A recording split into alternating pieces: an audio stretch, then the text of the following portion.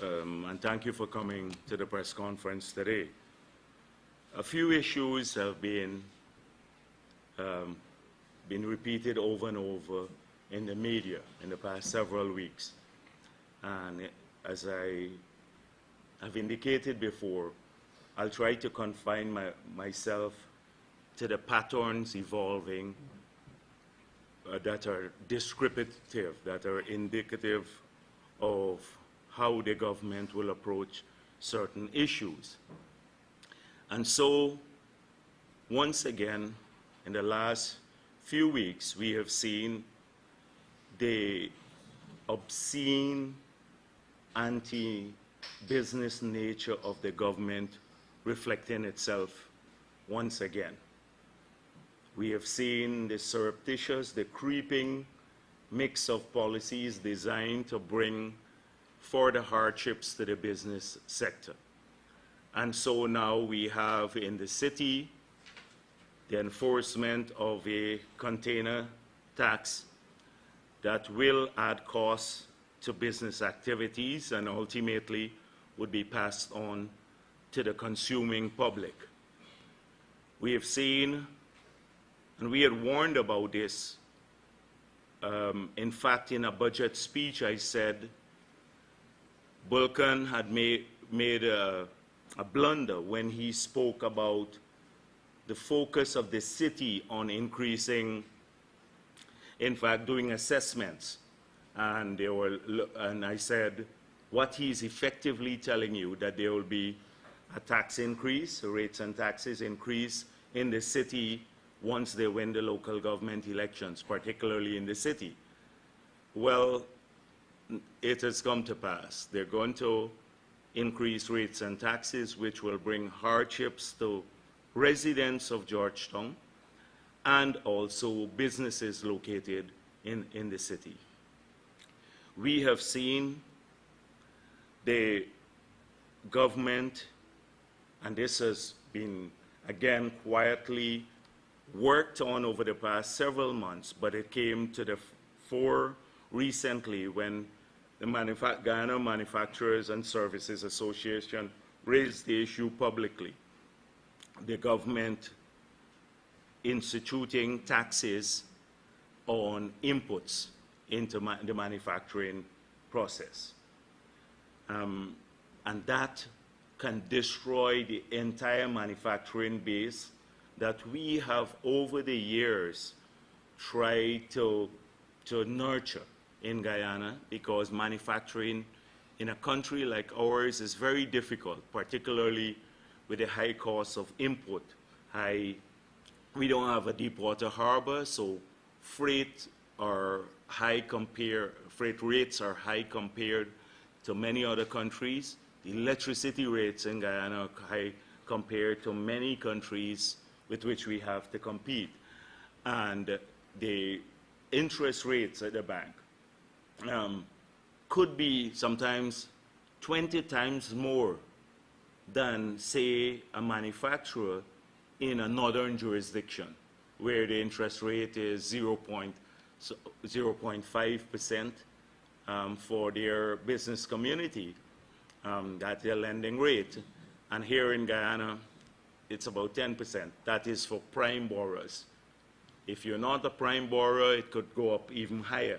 So just imagine that your cost of capital from the banking system is 20, 30 times higher than your competitor globally. And you're expected to compete in the same marketplace.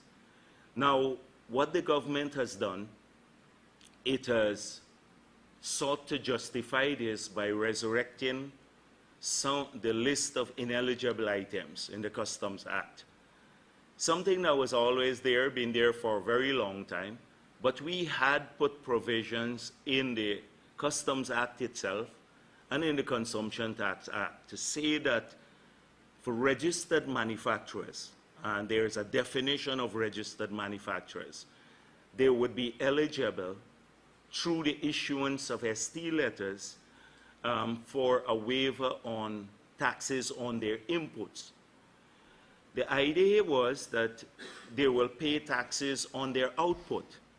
if you're to charge taxes on input now, as is being proposed, as well as output, they'll be paying taxes twice on the same items. In fact, you will be paying taxes on taxes, because if the inputs have a tax and then the final product is taxed on an ad valorem basis, you will then be paying taxes on taxes.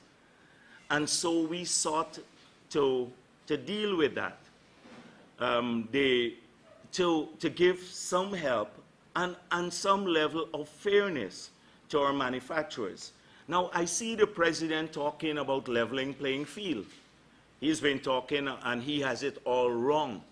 He said, I'm going to give the local people the same thing that foreign companies have, because creating the impression that somehow in the PPP's tax regime that they had put in place in the past, that is incentive regime, that foreigners are treated better than local people. Now, there is nothing in any of our tax laws that say differentiate people based on their origin or their nationality. It identifies regimes, taxation regimes and incentive regimes for sectors and for investment. So anyone who makes that investment gets the concession.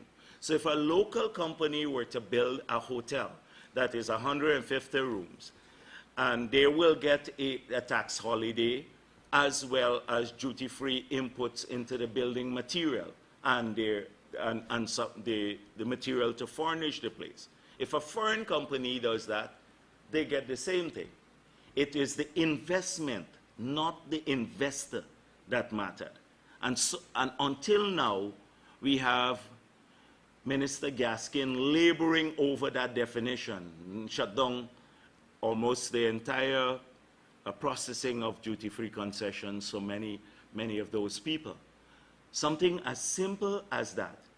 In fact, Guyanese, there are some regimes where we were biased in favor of Guyanese. For example, mining was one sector where we created special concessions for local and medium-scale miners, because these can only be owned by Guyanese.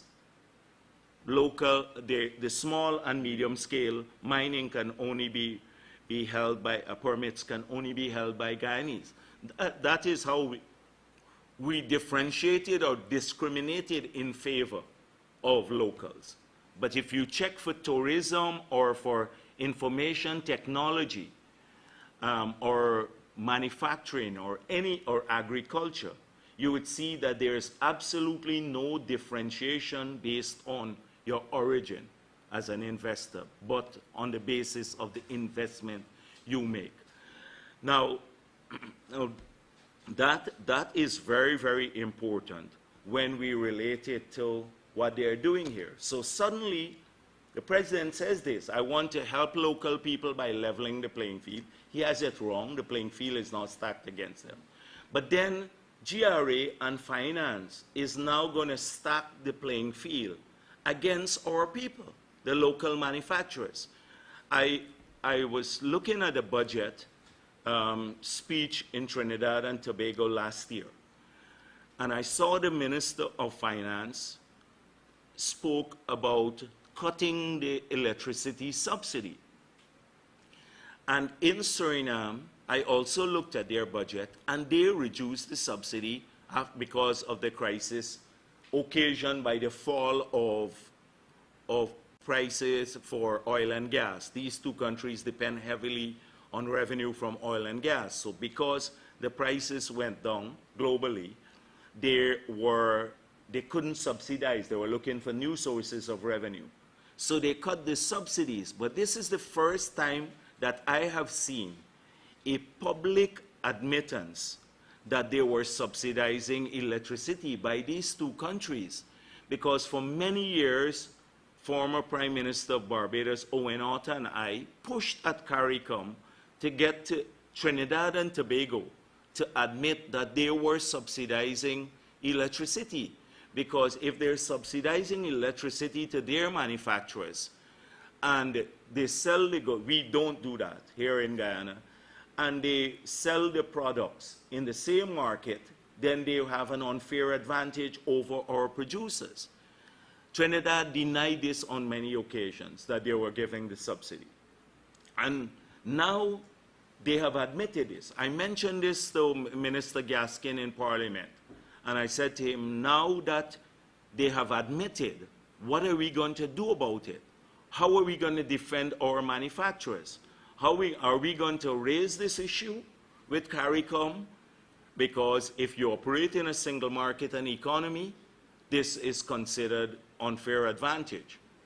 And so I can take a wager that he has not done that. He's not sought to raise this with the region, with these countries.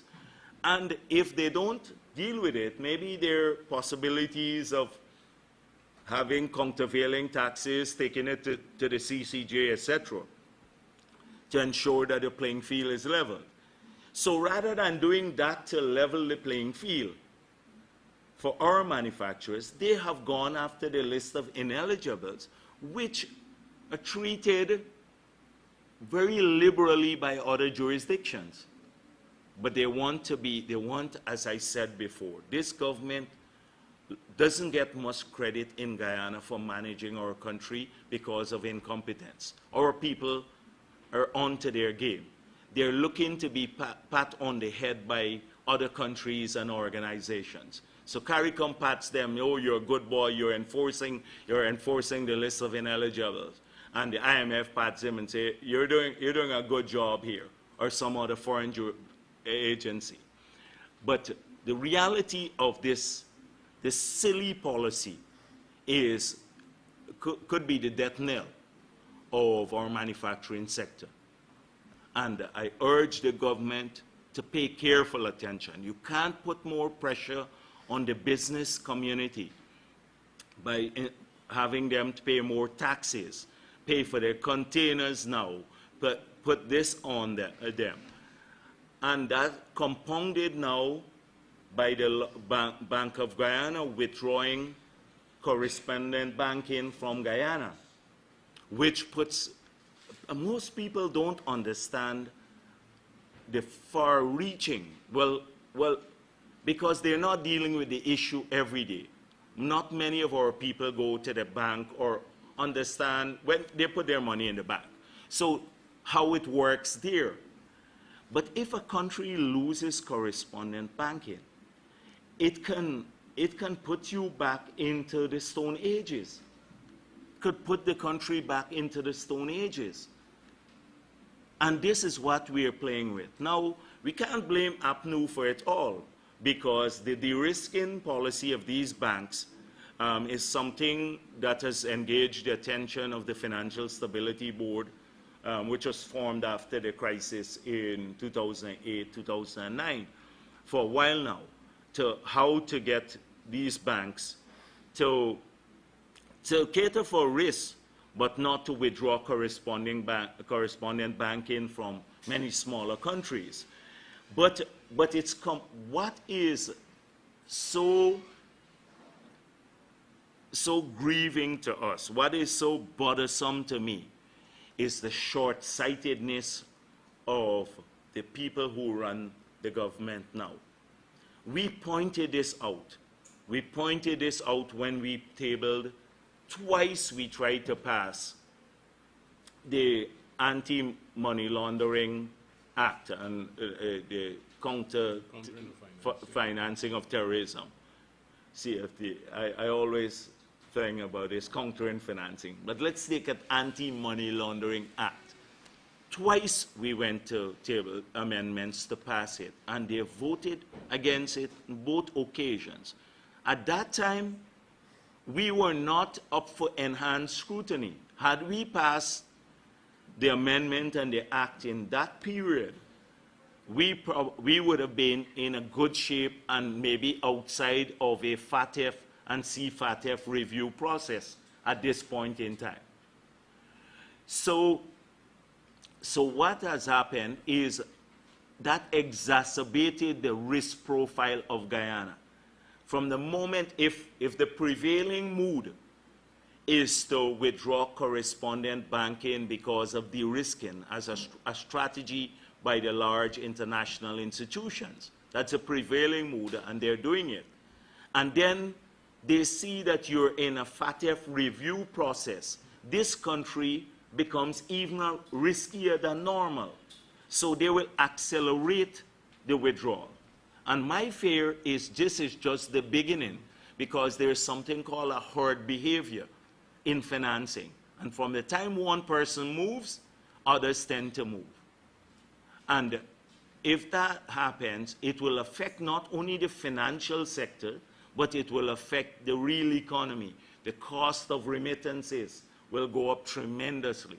That people, money coming into this country, the transaction cost for business. I was told up till last night that one commercial bank wrote some of the people who are sending money abroad, businesses, and they said, we can't transfer this money directly. It will have to go now through the central bank, and there will be a transaction cost to this. I think they have to pay 25 Guyana dollars on every 100 US dollars transaction cost, something of that nature. So it pushes up transaction costs for business. And what we have is, rather than trying to address this issue seriously, we have an attorney general who goes off to report on Guyana's progress, and he misleads FATF. He misleads them. And what the result is that the people have commended us for a fully functional authority and an operational mechanism for the act, the newly passed act. And they said they'll come to Guyana to visit soon. When they come to Guyana, they will find out that we don't have an FIU director, we don't have a deputy director, the parliamentary body, the bodies that are set up, there are 3 of them that are set up by the new act, none of them have been put together as yet, much less functional. None of them are functional.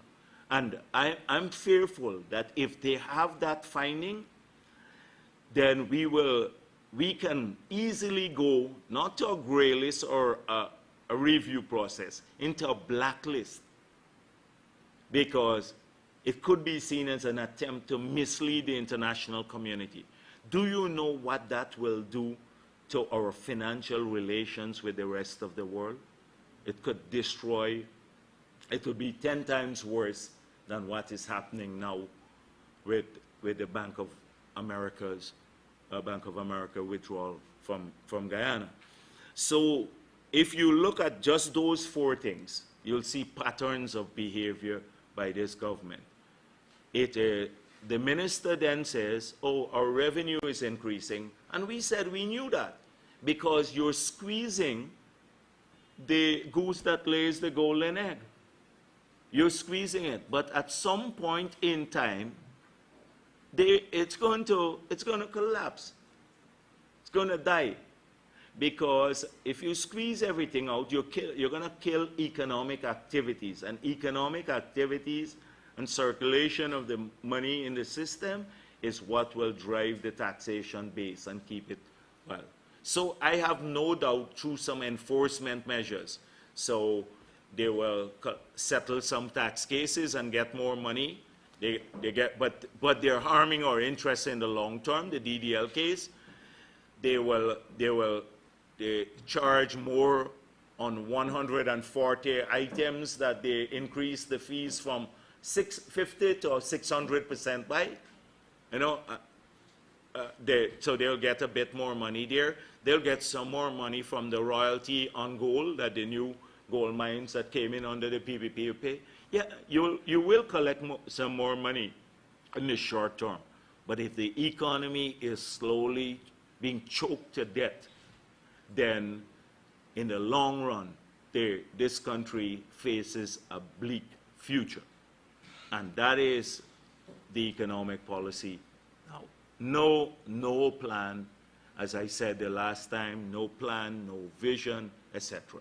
Now, one may think that this whole issue with the list of ineligibles, I just wanted to throw this out as an aside, is just a spontaneous act. And that suddenly, because someone complained that they decided to enforce the list of ineligibles, ignoring all the other provisions of the act. But there is a philosophy that drives this.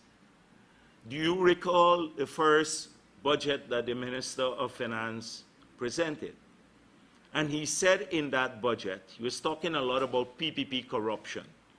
And he said that $55 billion, there were high levels of remission, $55 billion of remission given to friends and family of PPP people. And then the president, in the day after the program that was aired, the day after Guy Expo, the Friday, I think the Thursday or something, in a program that was aired immediately after, that's where he said, we have to review concessions for foreign companies, foreigners, because the remission levels are too high. He repeated what Jordan told him. And so this is where the remission is, in the manufacturing sector. That's why they were getting the remissions through the Commissioner General letter, the CG letters. That's how the commission came up, the remissions came up. Not because they were given to friends and family of PPP people, but to our manufacturers right across the board. And so when they decided to take this action, it was consistent with their public position that they will review the level of remissions given to people. It is not just a spontaneous act driven by a complaint. That's what the excuse was, is in the media. That it's a spontaneous act. No, we had to do something about it. You had complaints from some people. So that's one set of issues. The second has to do with transparency that we're coming back to. Now, the last time I was here, I urged the government to make public the evaluation reports for several projects that they had deemed corrupt when they were in opposition. In fact, they should want to release the evaluation reports to show how deficient these reports were and how they led to a corrupt act. So I thought the government will be eager to release these reports. So I asked in particular, but they can release all of the evaluation reports, for the evaluation report for the hospital, the specialty hospital, because there was claim that it was corrupt, to be released to the public. I asked that the evaluation report for the road, the Myla Fall, that FIP Motilal won, that evaluation report should be released. I asked also that we release the evaluation report for the pre-qualification for the tender for drugs for new GPC, and there was and the Marriott. I asked that they release the evaluation report for the Marriott, because these were just some of the projects that they claimed were corrupt. The reason I wanted that you can have an evaluation report is because you had a competitive process. You can't have if you're single sourcing, you don't evaluate, because you just take the person, you just go to one person. So what the release of the evaluation reports will show, that in each of these cases, we had gone through competitive tendering processes. in each of these cases. And so we, I also said that they can release several of the contracts that they claim should be released. There is a provision that these should be tabled in the Parliament. So why not release the Baishan Agreement? There is no secret, state secret in this. Absolutely none. Or many of the other contracts. So, Dan Harmon, he still thinks he is in opposition. This is what he used to say in opposition. He says, the PPP put in confidentiality clauses in these contracts, and therefore he can't release them. It's absolute nonsense, pure nonsense. I've never seen a more inexcusable excuse for lack of transparency. Never seen anything of that sort. How the evaluation reports don't have any confidentiality clause. This is the property of the government of Guyana and the people of Guyana. When you sign an agreement with the GRA, there is no confidentiality in that. GRA can release this information because it's how they treat with a particular investor. There's no confidentiality clause where it says, when GRA gives the concessions or signs an agreement, that this report can't be made public. Absolutely none. Normally, you have a confidentiality clause in the process of negotiating, pre-contract, because at that time, you don't want, one person put in, like negotiating with you, and his business is all over the place and prejudicing. And that's standard business practice around the world. But once the contract is signed, then these are these are agreements, they're the property of government. So here, again, you see this. And you know why they won't release this? Because it will show that much of what they were talking about corruption in these areas was a lot of nonsense. Wasn't true.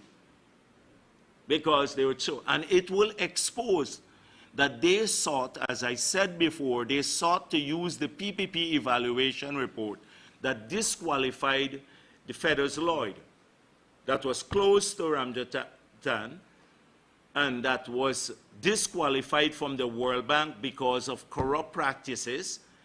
They were hell-bent on going single sourcing that contract, and without any public tender, using a PPP evaluation report that they claim ranked them second, which was not true. That was threw them out. They're disqualified. And I don't even see the media following up. Imagine just if that was the PPP, that the PPP was trying to give a contract to somebody, single source, who was disqualified by the World Bank because of corruption, and that one of us was that close to the company who used to champion the cause. Every single day we'll be in the newspaper. Kaichor News will have my picture, Ramatar's picture, everybody's picture next to the contractors for a whole month. Whole month. Why don't they put Ramjatan's picture next to Feather Lloyd's picture now for the next month? And the government, and Granger's too. But that's why we want the evaluation report to be released, because somehow, somewhere they're saying, oh, this is the PPP's fault. It's still our fault that they were trying to commit a corrupt act. It's our fault. And so this is, we need to press the case for the release of the reports. The same thing with the audit reports, and I hope I ask you to ask. And by the way, Walter Willis, I'm sorry of his because of his passing. He did a great job for our country. He served our country diligently. But he headed one of those evaluation groups. So even Walter cannot object now. It's a little bit callous to say that. But so they can release that report. That is the road to the Mila Fall.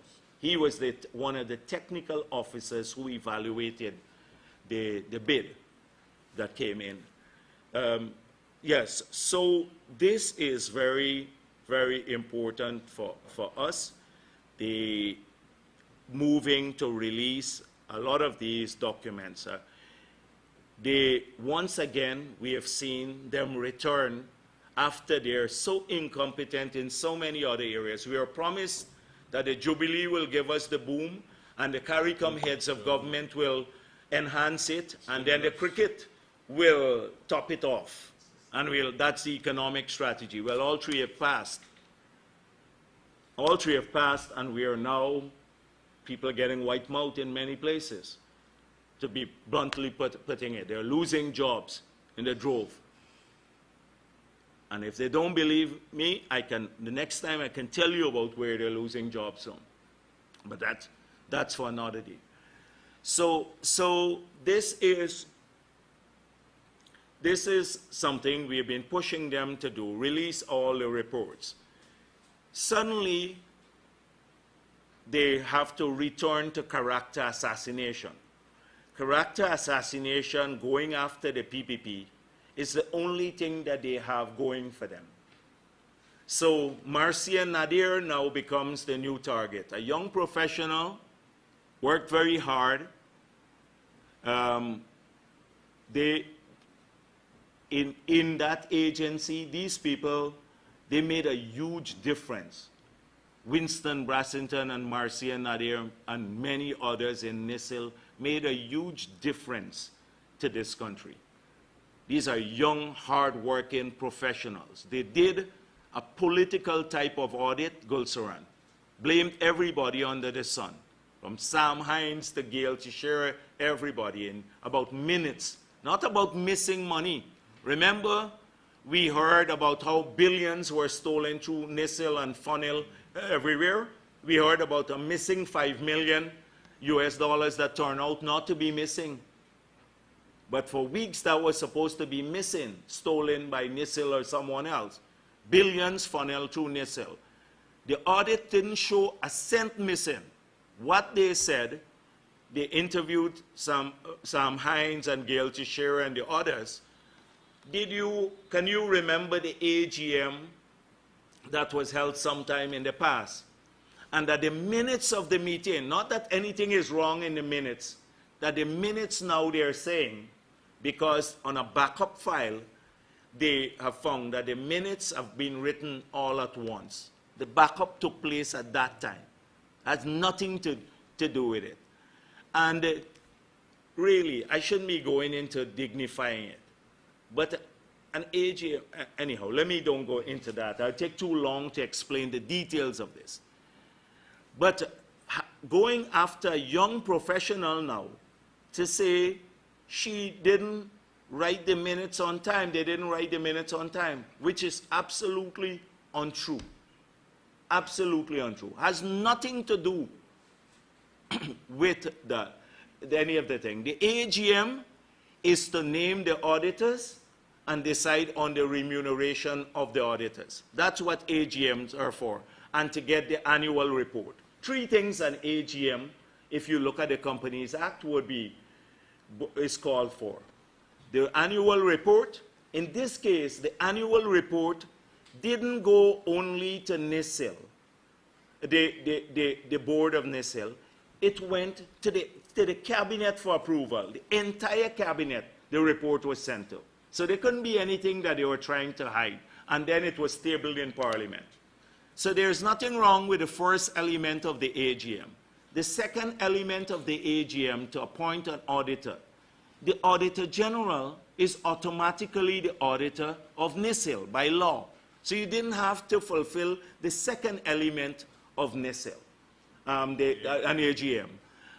And then the third element is to determine the remuneration of the auditor. And that is decided separately, the remuneration to the Auditor General, through a bid process, or they will determine the fees themselves if they do it. So where is this problem with the AGM? The AGMs were held. The biggest thing they're going after now is not for billions missing, but that is a huge problem. And now, so it is diversion, huge diversion. And I expect to see a huge spate of this sort of diversion. So what we have now is a government driven by Clive Thomas and Kaichor News. Their agenda is being set by Kaichor News, Glenn Lal and the others. He couldn't try that with us. That's why he was opposed. He believes that he could set the agenda for government. So what they do, they get Clive Thomas, who is a PPP hater, and now he heads this so-called independent body, SARU, which is everything but independent, everything but independent. Now he gives regular interviews to the Kaichor News. The government can't rein him in. His job is to say who they will jail, who is corrupt, which agency is corrupt, all of that sort of thing. Every week they're serializing. Then he talks about legislation. They're working on legislation that will put them above basically the government. So I keep wondering, what is there lacking in the legislation that they can't go after corruption? The first thing is, they said people stashed assets abroad. Now, I've said this at a press conference, we are prepared to work with the government so they can ask Interpol or a private organization specialized in tracking money and assets held abroad to track down all the assets of members of parliament, former presidents, etc., held abroad.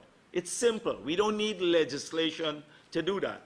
All we need is to ask Interpol, and if they don't want to do it, hire a private company to do that. You don't need legislation.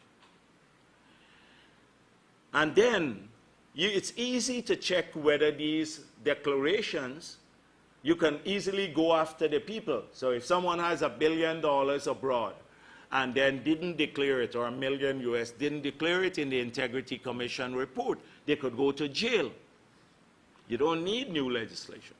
And then locally, you can find out almost everything. You can find out from deeds registry and all the other places about holdings of people here. They're holding in the banking system.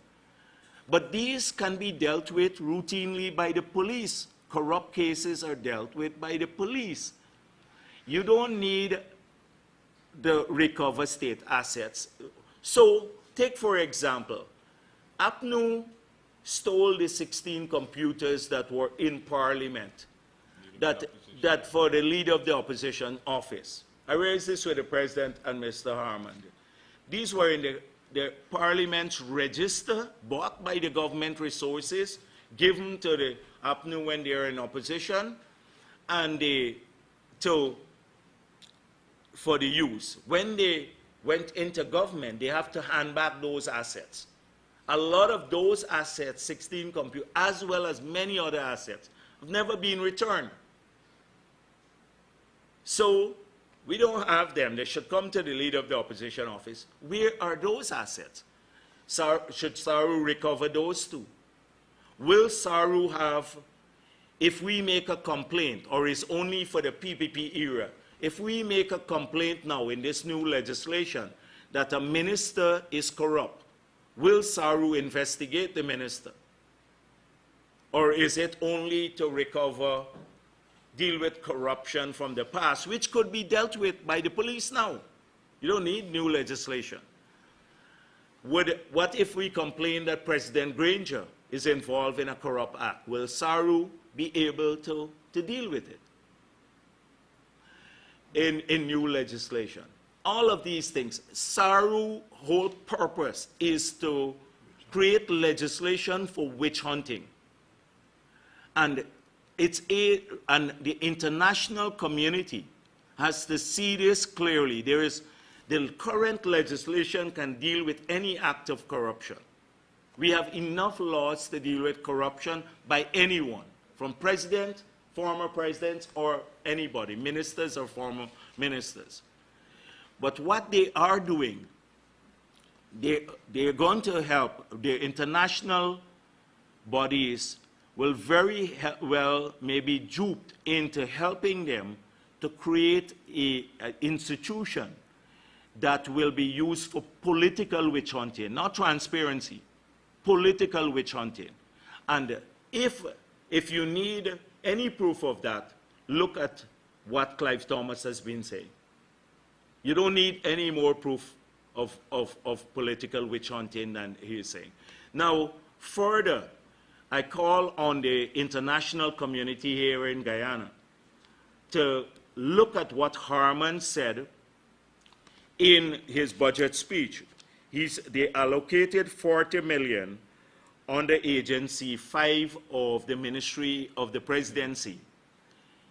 In the last budget, Harman said this was to top up the staff of SOCU. Top up. Give them more money. They get a salary, and the president's office will give them a top-up. SOCU was established under the jurisdiction of the police force, the commissioner of police. Their direction, reporting relationship should be the commissioner of police. We are very clear from since Gadraj's days now that the minister, no minister or the presidency can give instruction to the police of an operational nature, only a policy nature. They have not for months defined the SOCU protocol. For months, because if the protocol will only say report to the commissioner of police, that's why they have a hard time doing it, because they want to keep the political involvement. I heard they have just approved in the office of the president a long list of people. 95% of them are political people, former ministers and people close to the PPP, and given SOCU that list to now go after these people. Harman has made it, if you need evidence, here it is the evidence. The international community has the evidence, what he said. They can go to the Hansard, and it leaves no doubt about SOCU has become a political body, now not a technical body to pursue when it was set up anti-money laundering and organized crime. A political takeover of SOCU. All of this for witch hunting. And so over the next few weeks, I think they're going to do that because they get more desperate. They want to serialize people being the young professionals, targeting them, get their friends in Kaitshore, etc. Well, they set the agenda for the government. The government responds to them. This man once claimed to some of his friends that he will write the quote and call the minister and say, you have just said this from the Kaitshore News. So he writes the quote for them there, and they comply willingly. This is where the government is going. So on transparency issues, we can't expect much from them. I was pleased that the contractors' body in Guyana came out against this policy. You know, contradictory, doesn't it seem so? Is it not so? It not just seems so. Is it not so that they will go to Suriname and try to engage a Chinese company to build low-income housing and middle-income housing, but at the same time, chase the Chinese from building the big projects? We don't want you here for the big projects where they bring in the money, but here we are going to take our money and now we're going to contract them to build small and middle-income houses, that low-income and middle-income houses for Guyanese. Now, isn't this not taking away jobs from our local people? How come you were saying that the Chinese are coming here to take away jobs on the big contracts that we should bring them in on? Because they bring in lots of capital and they work and they get the big projects. And here you want them to come and build the small houses, low-income houses. And the people who were doing this job were all Guyanese companies. They had 300-400 Guyanese, young Guyanese, working, building these small homes, the core homes, etc. So now they're taking that away. So this government is a series of contradictions, a series of contradictions. I was pleased to see that the CARICOM meeting being held in Guyana. I was tempted to do an open letter to my colleagues, but I did not, because I did not want to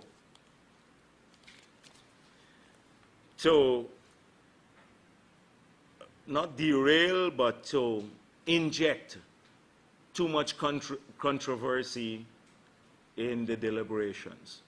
But really, I've spoken to many of the leaders privately, and I've spoken to some former heads.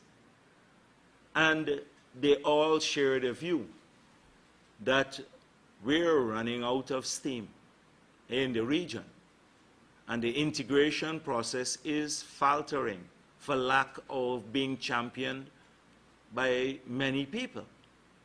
And so in Guyana's case, I thought, being the country that has significant large-scale potential in many areas with a strategic location, we would have gone to CARICOM with a comprehensive approach to address some of the issues here, but that can expand opportunities for our people.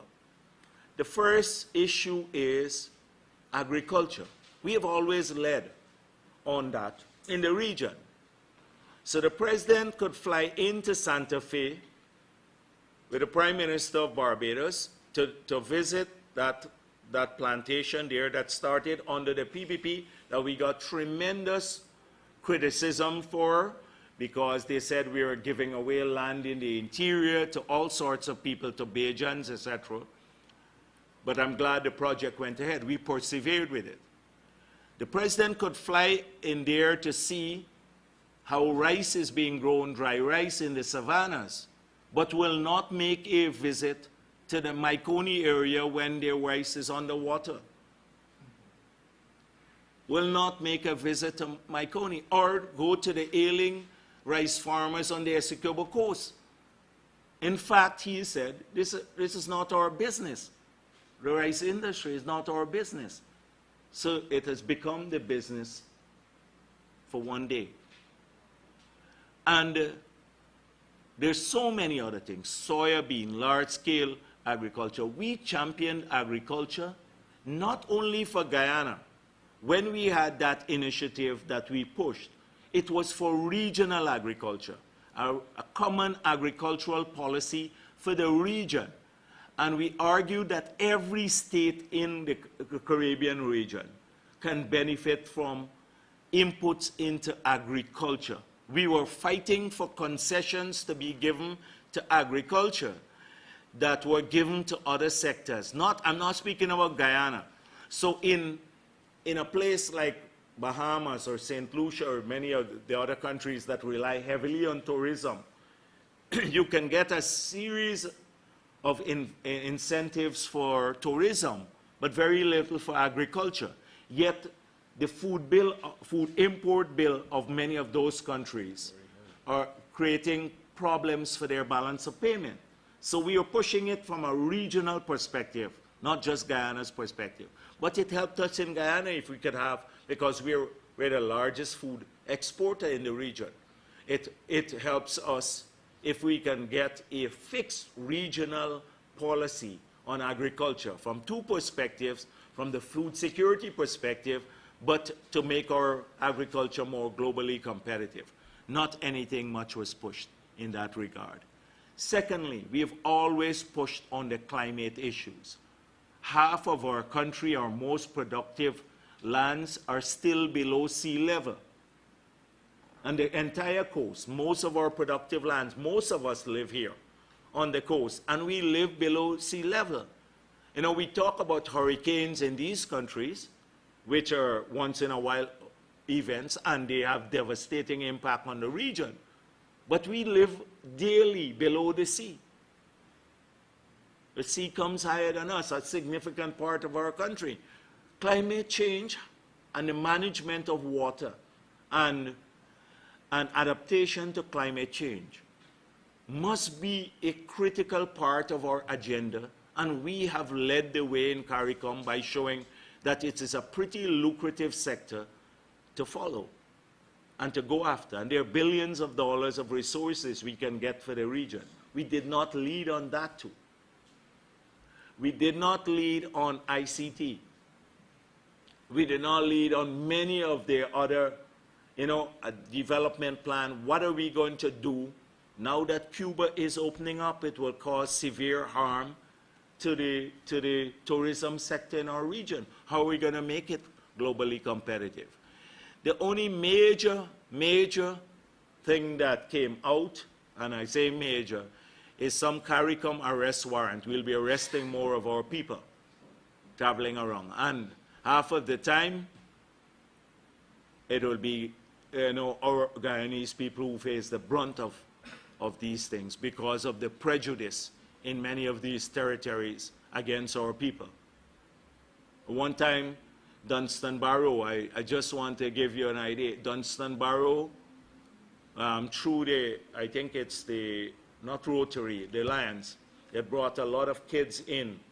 And at the cultural center, I spoke with them. And he said to me, you want to hear about the impression that this young girl has about Guyana? And she said to me, you know, when I came here, I was surprised people live in big houses and you have things to do here and stuff. That from what I hear in the country, I thought Guyanese men are all thieves and our women prostitutes.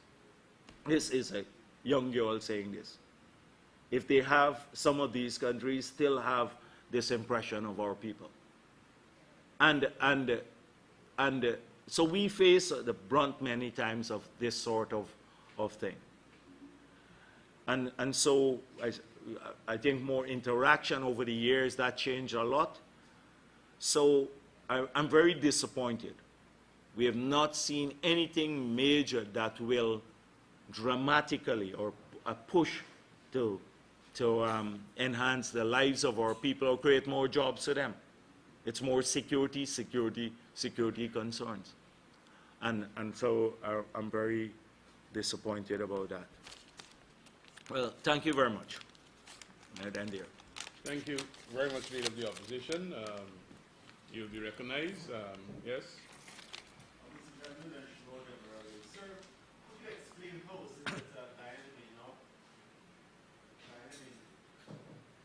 be penalized as a result of the list of eligible items for which tax revenues were vested under the previous administration? Yeah.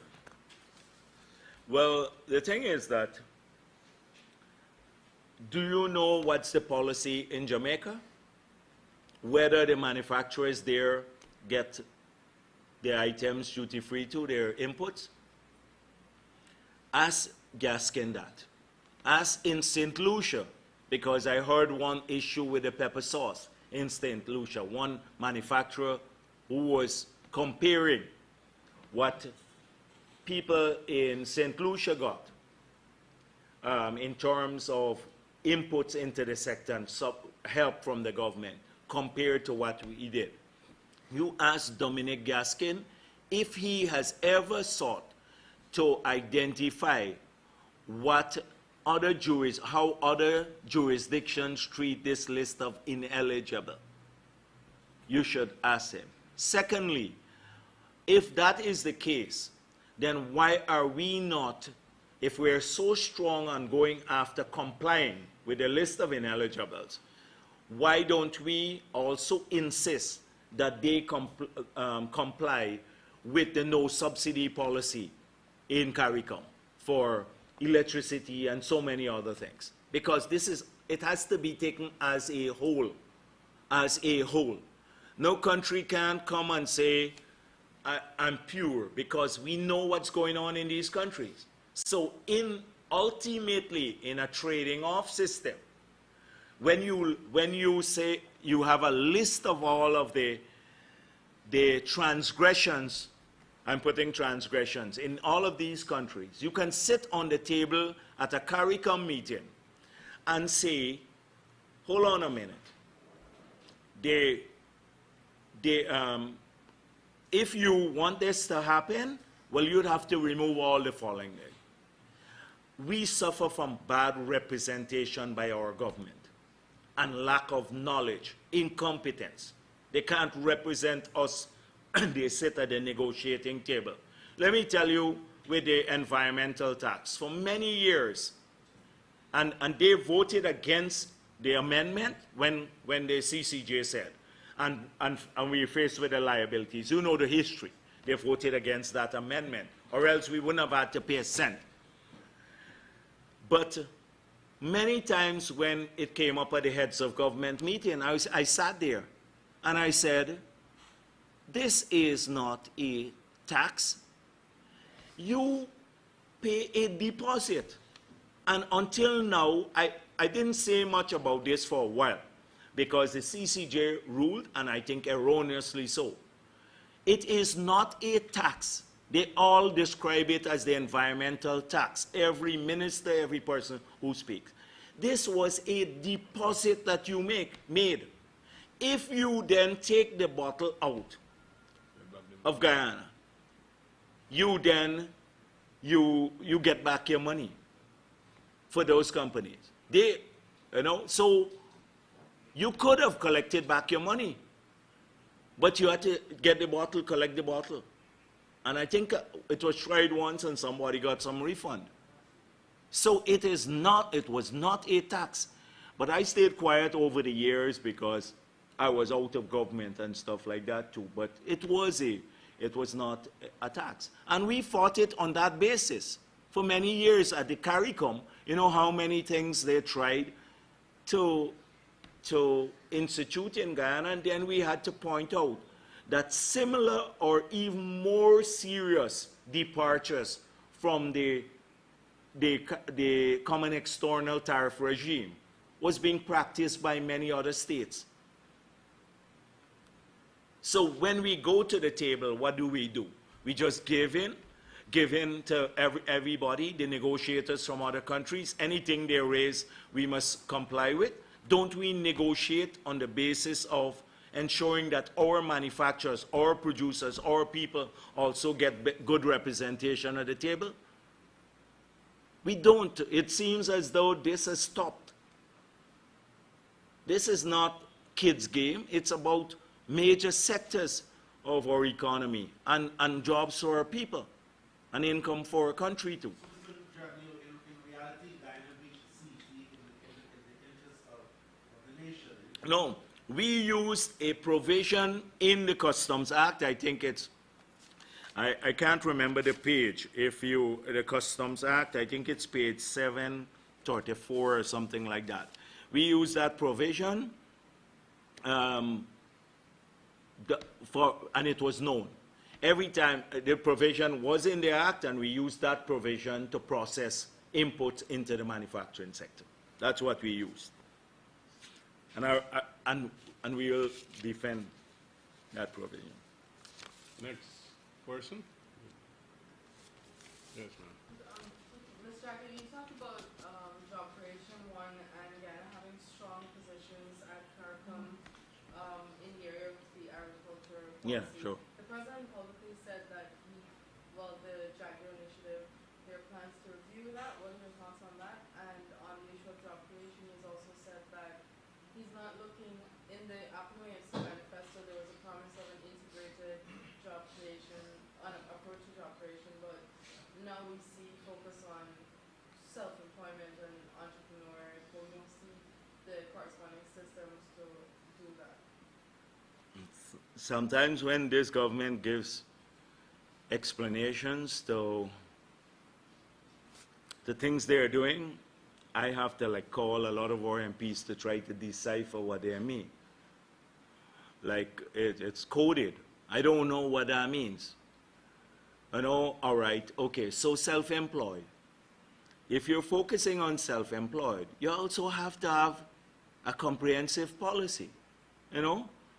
All right, so one, how are we going to get advice to people who are now young entrepreneurs, people who you're trying to get into business? That's one. Two, once they get the appropriate advice and they have come up with their projects, how do you get cheaper financing to them? How do you amend the Small Business Act to give them peculiar help so then they can grow? We have not seen. Then, can you then have a special tax regime for them to say, all right, maybe for small businesses of a certain level, we will give you a rebate, or you pay corporate tax at 15% rather than 30% that large businesses with a turnover of a certain level have. I'm just talking off the top of my head. I can come up with 10 policies that will help to create jobs. Just sitting here, 10 things that you can do. I've not seen a single enumeration of what will be done. So to say we'll create more jobs through self-employment, but then not detail the means, the policies through which you achieve that, it's just, as I said before, a government prone to make declarative statements that don't mean anything at the end of the day, because it's not substantiated by a plan. So whether you call it integrated or not integrated, it's not a substitute for a proper policy, a proper plan with dedicated support. I can tell you what we did. I can go down now and tell you about the youth entrepreneur scheme, the apprentice scheme that I launched at Banks DIH years ago. And we said we want to train at least 2,000 young kids per year, and that we got businesses to work with the government to keep them as entrepreneurs. We gave them a stipend. At the end of their training, we bought some tools for them, that sort of thing. You know, we passed a Small Business Act. We then, through the IDB, got a loan, but we dedicated some money there for the development of small business. We then set aside from the GRIF fund another set of money for small green businesses. And I can tell you off the top of my head what we're doing. None of these things are being pursued. And you know, I haven't been in government for a while, so I might even be dated. But I can do that, yes. The review of the Jagdeo initiative? Yeah, they review, but what does review mean? You know, like, again, I'm happy that at least they acknowledge there is something there, because when they hear my name, sometimes they, you know, they get a little thing. But you cannot argue at the regional level that we want greater attention being paid to agriculture with any credibility. And then in your own country, you're busy enacting and putting in place policies that will destroy the agricultural base of the country. You can't do it with credibility. So the review, etc. And by the way, remember the other review about the agreement with ExxonMobil? I'm still want to find out what Trotman means by reviewing with a view to getting closer to the ExxonMobil. What does he mean by that? I'm still to hear from him on that. I saw he wrote me a letter after I spoke at the last press conference, after saying he doesn't exist to answer to Jagdeo. So he wrote a letter, but he did not deal with the issues that I raised at the press conference. So I responded. And until now, we're busy on some sojourn in some part of the world. By the way, I heard Nagamoto is back from one of his frequent trips too, his pleasure trips abroad, but he doesn't do anything here much too. So it might be good to have him abroad most of the time, except in that his per diem policy now is unlimited. He can spend unlimited amount of money, and that can bankrupt the treasury too. But let's forget about Nagamoto. So that will keep him busy cussing me for 2 weeks into the future. So this is it, you know, this review. So he has not answered any of the issues on the green policy that I've raised. And then Harman sought to defend him by saying something like Jagdeo sell out all the country or something like that. But Harman is out of his depth too, you know, in this matter. You know, he gives these, like, for the HPS, you have to give, my advice to Harman is to give a bit more technical and detailed answers. You can't, you're not in a position now to give the one-line slogans and have a 30 minutes press conference or hope that the press wouldn't push you on these issues. You can't give slogans anymore. The days for slogans are long past, that the PP discriminate, incompetent, corrupt, all of those were slogans in the campaign. You've gone past the campaign, now it's your turn to manage. You've got to move past the slogans. So that's my advice for him. Mr. Jagdeo, the annual report stated that the annual electricity rates are the highest in the region. What would be your assessment of government's pace in dealing with it? Yeah, this is precisely why we were going to build a miler too. Because if a miler was built, we would have bought electricity at 10 cents per kilowatt hour, when in 2012 prices we were generating at 20 cents per kilowatt hour. And the transmission losses and the theft of electricity are huge too. So when you add the three, you end up paying over 30 cents per US cents per kilowatt hour. Now, that would have helped tremendously if we had done that. So we started investing in the transmission system, and we have a modern transmission system now from Crabwood Creek all the way to, I think it's Lenora, across the Demerara River, and new substations, etc. That would have, when we built the hydro, would have been able to distribute the power along the coast. So that's transmission.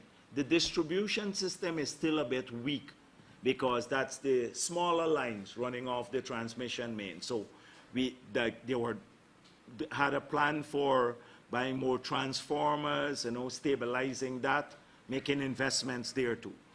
So you could cut transmission losses. You could cut the theft of electricity a bit too by more stringent commercial measures, and then getting the cost of generation down. Now, look at the experience of what has happened. So that was 2012, when the price of oil fell from $115 or so per barrel to about $30 a barrel for crude. The government, instead of passing on the benefits, accumulated about $12 billion in GPL. They didn't adjust it. It was only after we kept pushing, that they then dropped the rates by, I think, 15% or somewhere around that level. So it is a big problem. And that is why we need to get a strong renewable energy baseload capacity that generates power at a competitive price. That's the only way we'll fix it. We can't do it through wind power, because that's not capacity. We're just buying energy. But we need a strong base load capacity. And this is why hydropower is the best way of going. So you think the wind farm that you're developing will be able to? No, it can't. The wind farm, as I've explained before, you can, if you buy 25 megawatts of power, you have to invest in 25 megawatts of fossil fuel. If you need a net addition of 25 in the system, you have to invest in another 25 megawatts of fossil fuel. So 50 megawatts, basically. Because when the wind stops blowing, it goes down to zero. And then the fossil fuel kicks in and picks up. And then when the wind power comes up back, then the fossil fuel cycles down. So you got to invest in not 25, but 50 megawatts. On the other hand, with the hydro, you're buying capacity, not just energy. So hydropower, yes, like what Venezuela experienced. When droughts, you have low electricity. But it's not like on a minute-by-minute or a daily basis. You know, wind goes up and down, fluctuates all day long, unlike hydropower. You get it once in every few years and stuff. So that's the difference. And we keep saying that to them. We keep saying that it's not comparable. And if they pursue that, they will then stick us with a big bill for the future and a bad policy. So this is it. Yes. And, yes. Two quick questions. If it is that the PP gets back into power at the next election or whenever, are there plans to keep Saru, or would you dismantle? What would you do with it? And the other thing, I spoke with the bank at Guyana on Saturday evening, and he said that Guyana is looking for a replacement, given that Bank of America is putting out that fund. And he's saying, or he's making the assertion that as long as you get a replacement, it is going to cushion the effect from Bank of America putting out. Can you bring some clarity? Well, the governor is absolutely right. Replacement to cushion effect. It is, we have to do that. There is no choice. That's his job. And Jordan should be busy.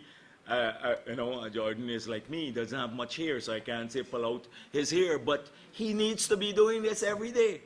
And he needs to tame Basil too, for making all of these like statements that could put us in more trouble. So they must be worried. They should be worried. This is a national issue. I'm raising these issues. I'm hoping by criticizing, they'll pay more attention to the issues, that they don't harm national interests, all of our interests. And so he's right that they have to keep looking, and to try to cushion the impact, but it will never be the same. And as I spoke before, the herd behavior, that when one bank de-risked, another bank says, hold on a minute, I'm not, for this small business in Guyana, I'm not going to take risks. And then if they follow, and then you end up with someone who is not one of the most competitive banks. So what happens, they will do it, but the premium you pay will have to reflect the higher risk profile. You'll have to pay more for those transactions. So this is, the governor is right, he should do it. Saru has no right to be existing. You can recover state assets, as I said before, using any process now. If Saru was set up as a political witch-hunting arm of the government, as a propaganda arm to destroy reputations, that's why, have you ever seen a professional every day in the papers talking like Clive Thomas does? Every single day he is in the paper. So papers.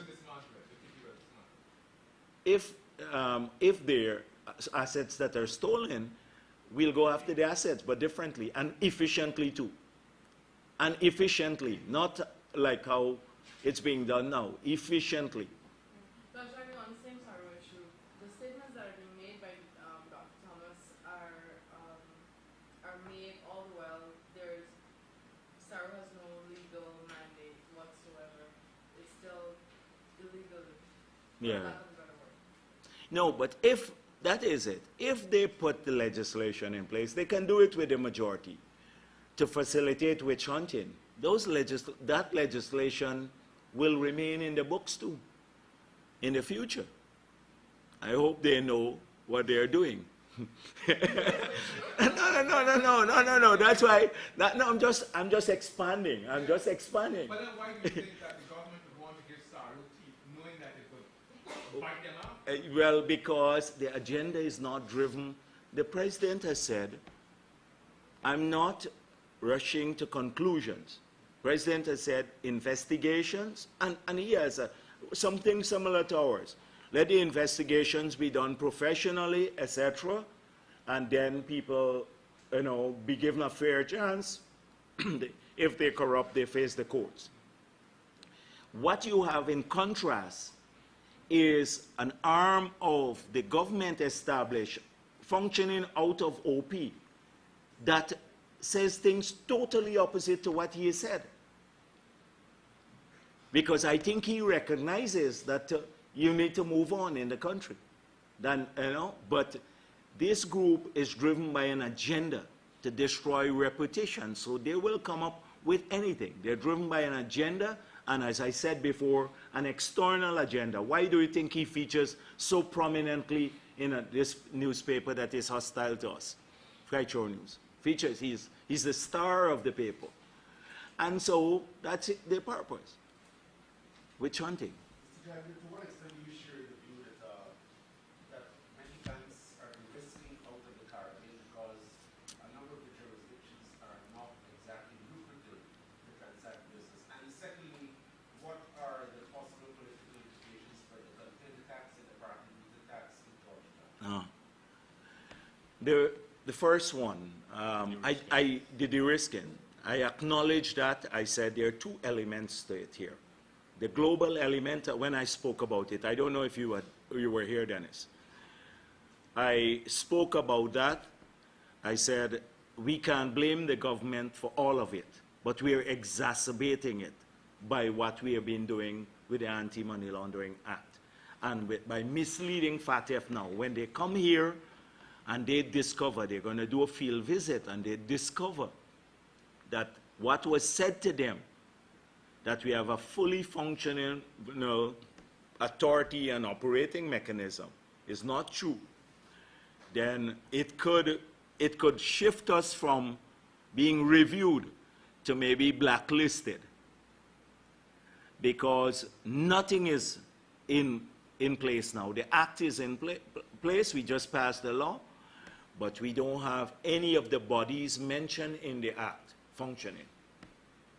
And they, in their report, said, we are happy that Guyana have a fully functioning FIU, which means that they were misled.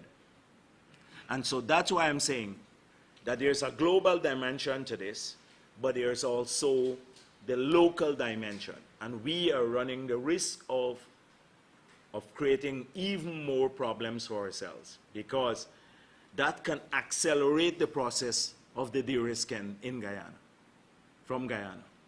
The implications of the container tax. Oh, the implications, container tax. I forgot the parking meter. I listed 4. Thank you for raising that. The 5th one.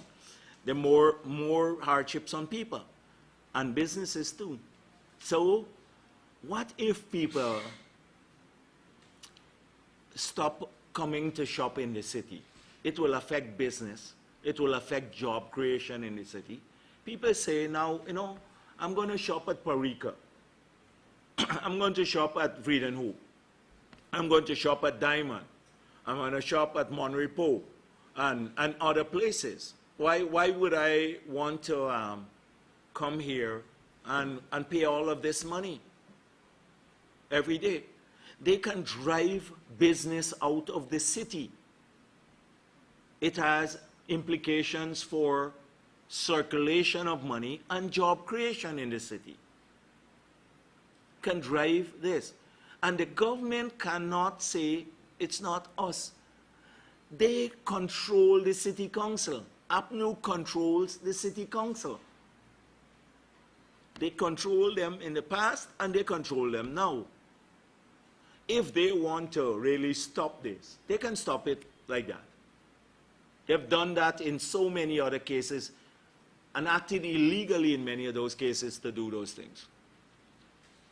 And so, huge problems. And the container tax too, you know, we contemplated it because, you know, the roads are being used and stuff like that. And so there is this thing that maybe people should pay for that service because it can destroy the roads.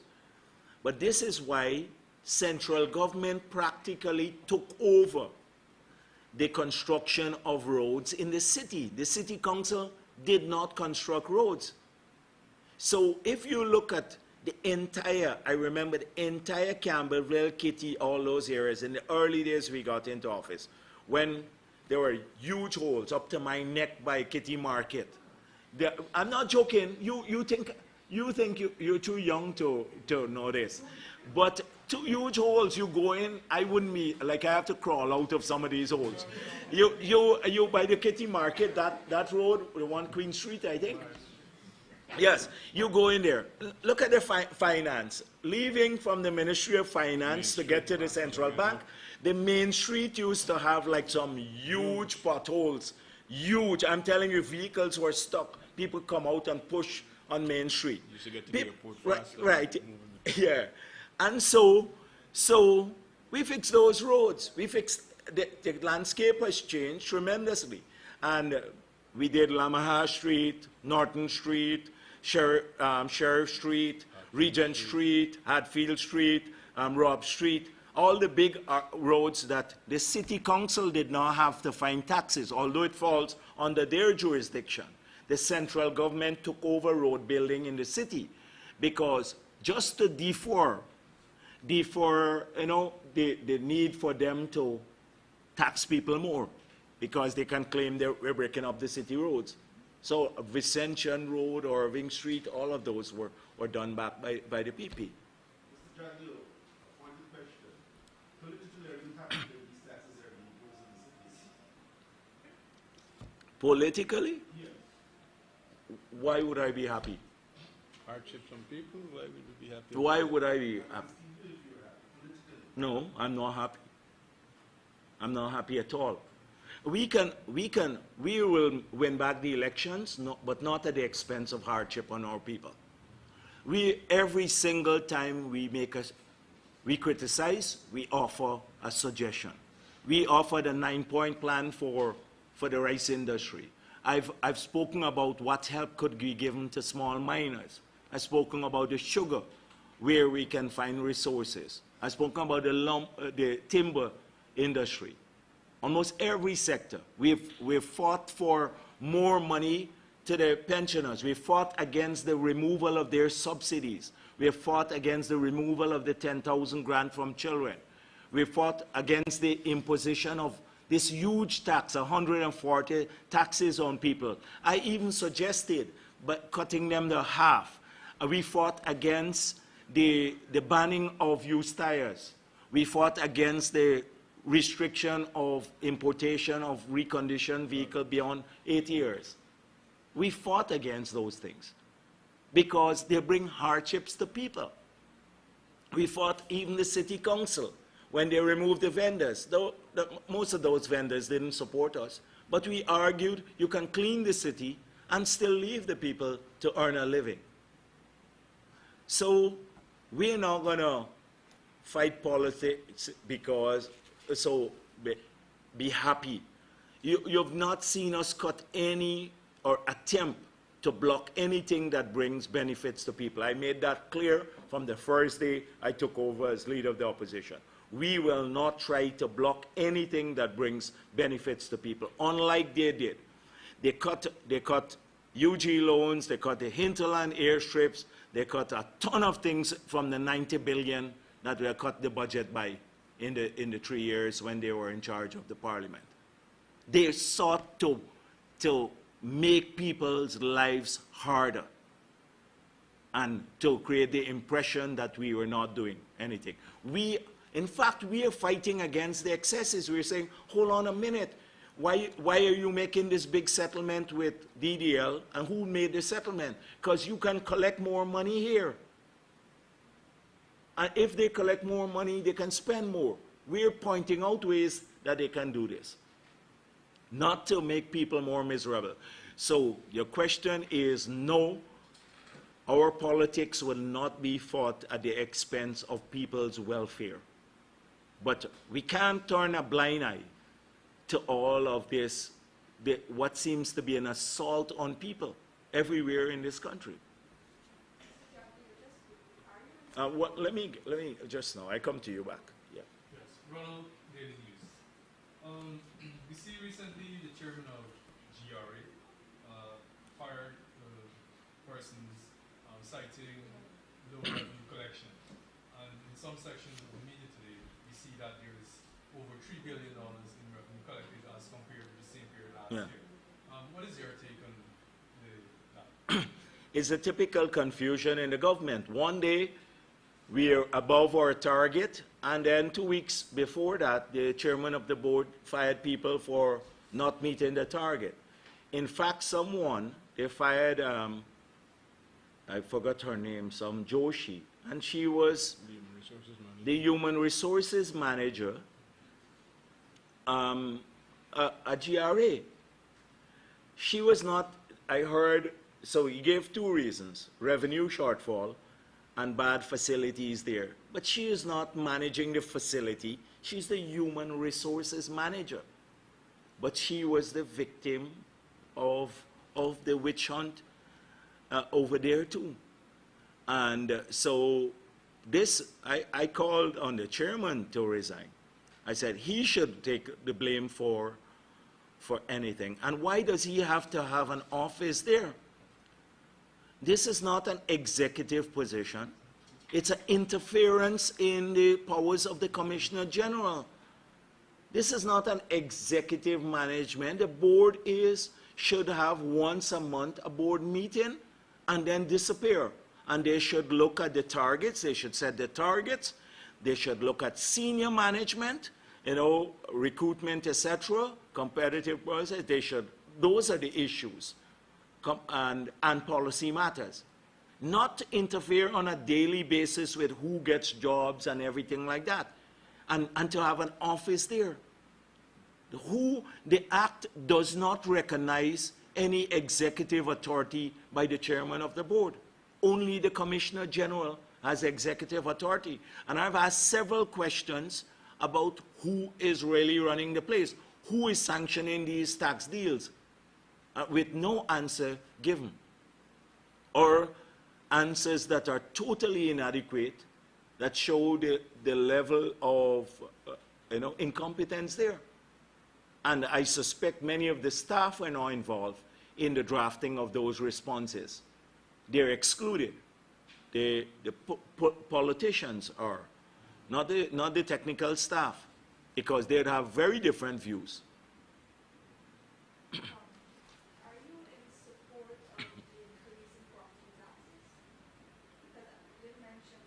Yes, I said rates and taxes. That's what I meant, the property taxes. Yeah, that's what I meant. No, I'm in favor of any taxes. The PPP campaigned on, we're not increasing your taxes for local government too, because too many hardships. And so our councillors, the people who are appointed on the PPP platform, they should not support any increase in taxes. I can argue for greater enforcement. What is on the books, people have to pay. And so in some areas, you have a low collection. And so I will support the NDCs and the city to go after defaulters, people who are not paying what's on the book. They will receive our full support in that regard, but not to increase the taxes. Vanessa? If I could back to the economy, it's July and we should be seeing the half-year report, economic report. Can you give what you're expecting? Well, we don't know what to expect from this government. We have seen this feeling that everything is going well. The minister speaks about how they're collecting more taxes, etc. A total separation of government from reality. They're not even acknowledging that people are faced with hardships. And so how do you get over to a government that lives in this, as I said before, dream world? It's hard to get over them. And so many partisan acts. Look at they talk about local government elections and return to democracy. And Vulcan has not approved. We're mid-year already, and he has not approved the budgets of these NDCs. The people have submitted their plan for the year. They have small sums of money. He's held up their approval. They can't do anything in the areas. You know, and we're talking about some $3 million, etc. That is like Nagamutu's advance alone for out-of-pocket allowance. Out-of-pocket allowance when he travels abroad. And a whole NDC with maybe 25,000 people can't get the $3 million spent because it's sitting on Vulcan's desk. But they will approve out-of-pocket allowance, not even per diem, of $3 million for Nagamutu to travel. In an instant. He doesn't have to go through a big process. And those people now are sitting there waiting, begging to get their budgets approved. Incompetence. And I don't know what you call that. It's just like partisan behavior at its worst. Yes. Yes. Well, Is there any other question? If not, we will close. Ladies and gentlemen of the media, thank you very much for your attention.